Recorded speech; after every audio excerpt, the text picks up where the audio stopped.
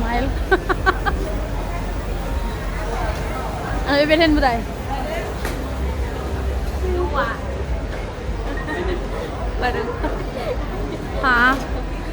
May pinipinta bang jowa dito? Ay, dayo. Magpapalintan ka doon, no? Ayun, no. Lalo kang lumiit. Noon parang kunti lang diferensya natin dalawa. Lalo ba talaga ako lumaki? Yung kapatid ko nga parang lumiit yung lalo. Nung na-meet ko sa Manila.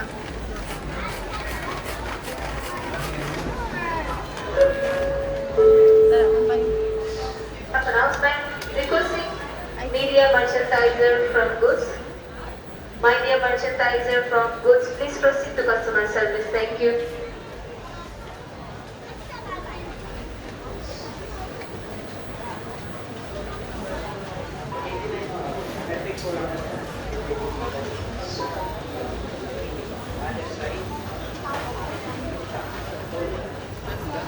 Ano pala tayo, ganun.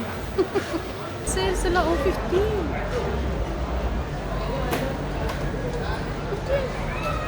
15 lang ba? Hindi naman ito 15. Mix Galaxy. Ay, dayo! Ay! Bira lang ito mag-sale ng mga ganito.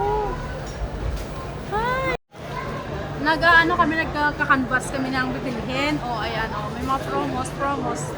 Yan, kasi magpa-cargo si, ano, tintangan pa ako. yan.